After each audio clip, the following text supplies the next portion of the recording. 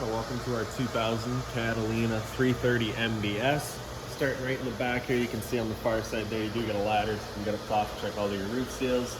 Right in the center there, you'll see you also have a pre-installed rear view camera, so that is all hooked up, working inside. Straight down from there, you're going to find this compartment here. So as you open that up, flip it on open, you get the little finger on the side there, holds it open for you. Inside of here, you're going to find your sewer hose. Just take note of those two ears in the adapter here. It's how I'll be hooking it up to your sewer system. Then the hose itself, once fully extended, is about 20 feet long. Once you're done, just closing it back down, lock it back up, and then straight down from there, you can see you do have a hitch as well. So if you're looking to tow the car around with you, you got the power to do so. Around the side here, we get your storage compartment. So as you open that up, you can see it does see straight through to the other side. Yep.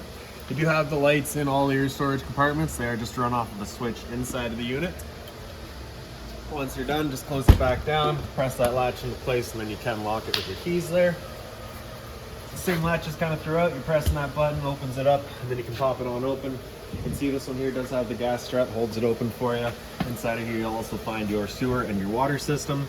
So starting at your sewer, it's over on this side here. You get a gray tank control on the right side there. On the left is a black tank. Black tank is of course going to be your dirtiest water that is filled from your toilet, so you'll dump that first. Once that's done, you can then come to your gray tank, dump that last. Gray tank is filled from your sinks as well as your shower. Typically cleaner water, just help keep that hose a little bit cleaner. Up from there, the switch right here turns on your water pump, draws out of your fresh tank to pressurize your lines. Again, another little light there activated off of the switch inside of the unit. You do have all of these water valves right here, so most importantly, you get your two bottom ones there. Those are your low point drains, just allows you to drain out the water system from the unit if you're going to be leaving for a while or before winterizing it. Right in the center here, you can see you do have your winterized and suction fill, so that basically just opens up and allows you to draw off of this hose right here. You can basically just attach your own little hose extension to it. Then you'd go to say a winterized hose, or if you had a little jug of water that you want to be running off of instead, you can draw off of there. And then in the top here, you get your two operation valves. This is basically just choose where your water is going from your city water connection. Is it going to your pump or is it going to your tank? Then you can see you have your kind of legend there to let you know what everything sort of does.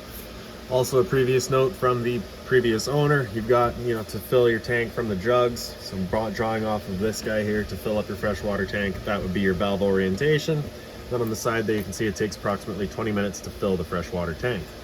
Your water hose would attach to here. You then turn on the water, and then of course you're just selecting your valves for what you're looking to do. And then right down below you can see you get your outside shower here, hot and cold water, the standard head off to the side there as well.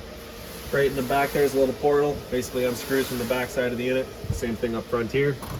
So if you're looking to run all your water hoses or your sewer hose out of there, you got somewhere to run it smoothly without having to leave this compartment open. Once you're done, just push it back shut, lock it back down. A step ahead from there, you're going to find your short cord. So it is a standard 50 amp end there. Now, not all campsites will have that. Some will, some won't. So we do provide you this adapter here as well. So you can go from that 50 down to a 30 amp. So 30 amp, most campsites will have that. You can just plug straight on in and you're good to go. Okay. Once you're done, you can then close that back down. You have that little portal here that you can open up, lock it down so you can keep it closed while you're camping. Up from there, you get your fuel inlet. Cable and satellite here, just take that plug there, unscrew that, coax cable plugs into there, fires up at your TV location. These guys up here are just empty storage compartments with the addition of your kind of spare tires, so you get your tire iron and all that stuff back there. Empty storage up here. Another one up front. So as you open this up, you're going to see on the left side you get your generator. So you do have all your controls for turning that on just right inside of the unit. You also get the switch right here as well, so you can press and hold stop to kind of prime it. Press it back, and then she would fire right up. Okay. Up top here, you can see you do have kind of the air heater there, so you just kind of want to use that as intended. And then on the right side there, you get your spare tire. Once you're done, just close it back down, lock it again. Exhaust for the generators right there, so of course if you're using it, you just want to make sure it's not blocked off. You do get access to that front driver's door as well. Then around the other unit, or around the other side of the unit, sorry. You got your propane compartment here, so you'll notice that this one is not lockable, so just kind of a safety thing. Pressing that knob to open it up, then you can pop it on open. So you can see we do have a little gauge on the bottom side here, so you can see you're currently full. Your fill would be right there. Then there's your valve just for opening and closing it. So basically just turn that in, would be all the way closed, bringing it back out, it's all the way open.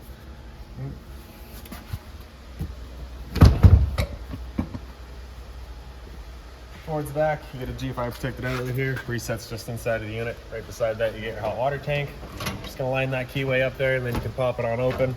Your control for turning this guy on is just inside of the unit. Before we turn it on though, we just want to hit that relief valve right there. Make sure that bit of water comes out. That bit of water coming out of there is letting you know this tank is full. It's safe to fire it up, and you're not gonna burn anything out by doing so. Close it back down once you're done. Down from there, you get another storage compartment. Open on up, and I believe this one's just empty, open storage. Exhaust for your furnace here, so if you're ever running your furnace, just make sure it's not blocked off. It does get hot. Above that is a vent for your fridge, so again, just want to make sure that's not blocked off. Up from there, you get a stove vent, so of course propane stove is putting off fumes whenever you're using it, so you just want to make sure that that guy's opened up and free there, so it allows itself to kind of open up and go with the fan. Towards the back, another empty compartment here. Some more storage again.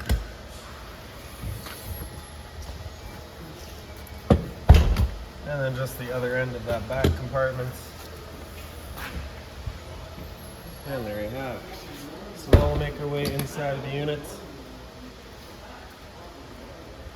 Your assist handle up 90 degrees and it falls into place, and you can open up your door. The door has a little T-latch in the back here, just holds it open for you. And as you saw, those stairs do kick out automatically. They are on a switch kind of right inside, right up here. So you can see the electric step with it turned on. They'll kind of open up as the door is opened. When the door is closed, they'll close automatically. To leave them where they're at, I'm just going to turn off, and then that'll just leave them where they're at. Compartment lights, turn that switch on, turns on all of those compartment lights.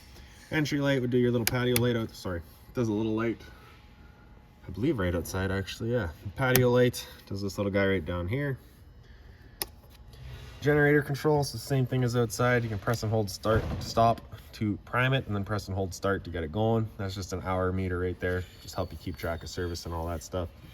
Down below, you can see you got your battery disconnect switch. So with that press up, that light then comes on, just letting you know your battery is hooked up and ready to go. If you're storing the unit, you don't want to be draining on that battery. You don't want that battery to just run low. You can press store and just disconnect the battery from the units. Otherwise, you do want that turned on. G5 protected outlet here, test on the left side, reset on the right. Then if I just flip this open, you can see you do have a solar charge controller right there as well. So basically, you just got your two options for your battery there. It's because we've got wet batteries in here. We've got set to lead acid. You can see on the side there, your current battery condition. We're currently full. And this guy here just lets you know what you're doing. Currently are charging. To see what you're charging at, you can see the voltage over here. So we're 13.9, so that's just because we're plugged in. We're charging at that rate right now. If we come up to current, you'll see that the panel voltage, the amperage that the panel is putting out really isn't that great, so you're not actually charging off of that controller. Typically, you'll see about a 1, 2, 3, something like that as your charge rate. This little kind of extension right there, as you can see, just flip that up and then it kind of locks into place once you're done. Just flip those guys up, it flips back down. And inside the unit, straight to the right, this seat does have a seat belt on it, so you can occupy that during travel. Up from there, your lights throughout the unit are just going to be on that kind of sliding switch there. Bit of storage up above it. Inside of this binder here, you're going to find all of your owner's manuals for it, anything like that for the unit, you'll find it right in here. And I believe those are slide out toppers. So the unit may have had slide toppers at some point that has been since removed. Those are just the arms for it. Antenna right here, so basically just taking this knob here, running it up all the way until it stops in place, then you can pull this down, turn it around, looking for your best signal. Wherever you find it, you can leave it right there. Before bringing it back down though, you want to make sure those two arrows are lined up. Just ensures that the channel that the antenna sits inside is lined up properly, and you can bring it back down. This guy here is the same idea. Basically works really the exact same way. You can just kind of turn it around, use it as you need it. Up front here, you're going to find a level on the right side, as well as on the left side there. So you do have kind of the leveler system for the unit. Sorry, not the leveler system, just levels to check. The leveler system is right down in here, as well as your slide controls. So for your key there, typically you're going to be putting it in right there. Turn it forward, and that's you turning it on, right? So right from where you put the key in, you're going to bring it back one click, and then that'll turn on your slide outs. So then we can press and hold extend, and the slide will make its way out. Should have made its way out.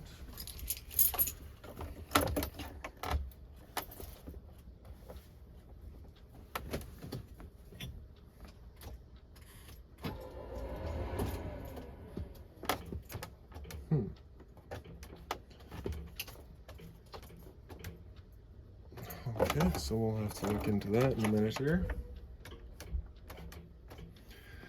Hydraulic leveling system right beside that, it's the same idea. You want that key turned back that one click, then you can hit on up top there, and then you're basically just moving it up and down, looking for wherever level is, checking your levelers as you're going, and then once you have it all set, you're just going to be leaving it right there.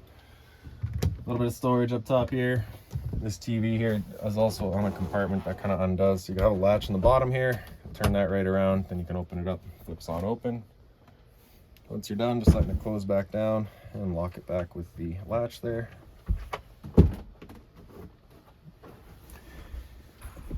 And then in the center here, so this screen here is your kind of display for your rear view camera. Then right down in the bottom, you get your defog fans. It turns on the fans on either side, just got any sort of frost building up in the windshield. If your vehicle batteries were to die, but if your chassis batteries were to die, but your house batteries are still good and you need to start the vehicle, you can press that emergency start button right there, ties the two batteries together, allows you to fire up the unit. That's about it for up front. So before moving the slide, you of course want to be making sure that your chair is all the way forward, kind of seat up as well, just that you're clear of it. And I don't think we're actually going to be missing anything behind the slide, so we should be able to do a good video still. So in the slide you have your storage up top there, and of course the couch as well, cup holders on either end of it. The lights are just on their own kind of push buttons onto the side. And then your light in the dinette, it's push buttons off on the side there as well. The table here, basically take this leg, and there's a couple of latches there. You're going to pull those down and you can slide that up. It will then come down out of the wall, swing around, and it sits onto these ledges here. You'll then take your back cushions on the table to create your bed. In the kitchen, you get your storage up top here, as well as the side. Lights throughout the unit are just on that sliding switch, so you can see we have them up on the ceiling here as well. Hot and cold water at the sink. You do also have the mobile head with kind of the little runaround guy there. Got some drawer space here. Storage down below. And all the doors down this side as well.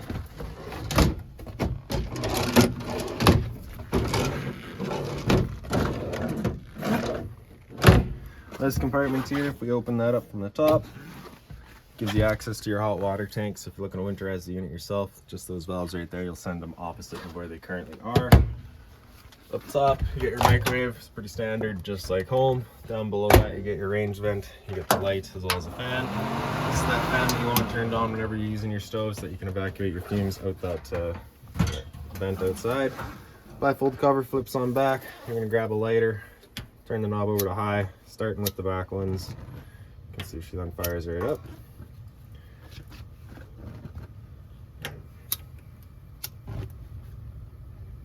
Once you're done, just turn it all back off, letting it cool down for a minute, and you can close it back up with the cover. The stove, you're gonna open up, and again, grabbing a lighter, turn that left knob in over to pilot and press and hold.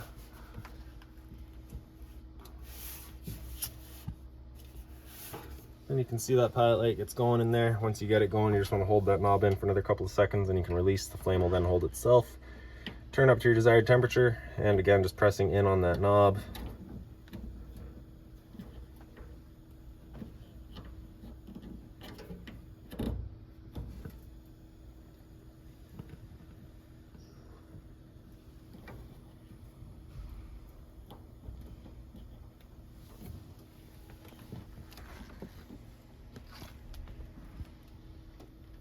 So it's probably just clearing air out of the propane line. That is fairly normal. There we go. Once you're done, just turning it back down to pilot. It'll hold just the pilot light for you. But if you're traveling or leaving the unit for a while, you just want to make sure that guy goes right off. I got your fridge behind me here. So up top, button on the left, there's your power button. So with that end close to flush, that's it turned on. The button on the right there, close to flush, is going to be running an auto. Auto is first looking for AC power. If AC power is taken away, it'll automatically flip over to gas. If you're out boondocking and you want it running solely on gas, you're gonna have that button come out. It'll run just on gas. If you were to get that check light there, it's just letting you know it hasn't fired up. At that point, just off and back on to reset it. freezer up top, and your fridge down below. Another little light back here, just on its own slider, and your pantry space here. Down on the floor there, you'll find your LP detector. Propane's everything there. It sits on the floor. That guy detects it and starts going off just like a smoke detector would. This go right here is the return air for your furnace. So if you're ever running your furnace, just make sure that's not blocked off. And in the back here, you get some closet space, more pantry, whatever you want to use it for.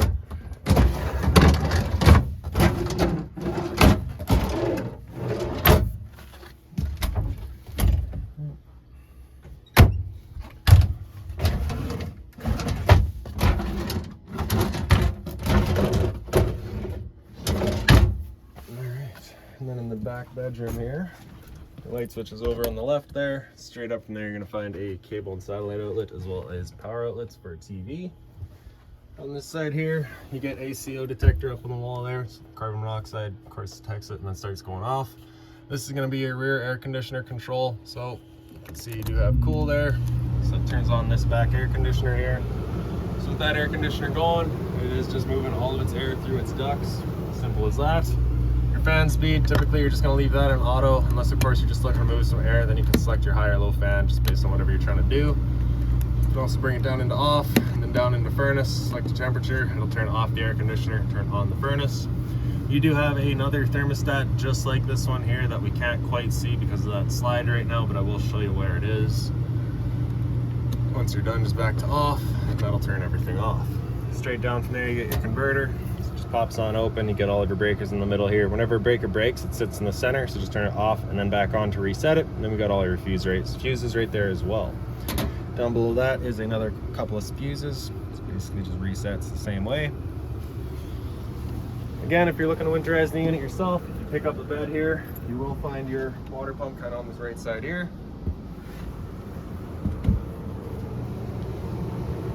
Lights just on their own little push buttons there, same way over there. Some empty storage in the back here, as well as on the sides.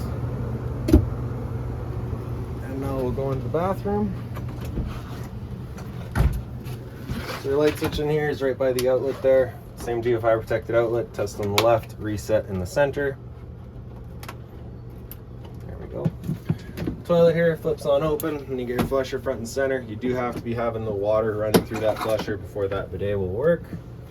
Monitor panel's up on the wall there, so as you press and hold test, you can see what all your levels are currently at. So you can see your propane is currently full, fresh tank's got a third, holding tank's empty, and your gray tank's empty, and you can see that your battery is also charging.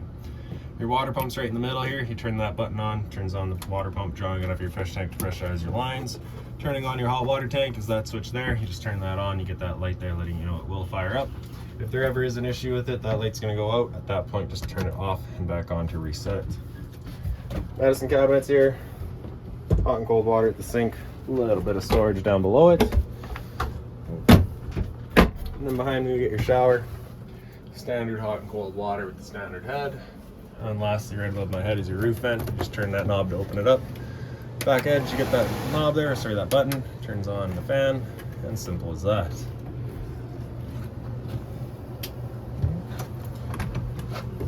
So I do believe that is about it for this unit. So if you've got any other questions on it, please feel free to give us a call, 204-237-7272.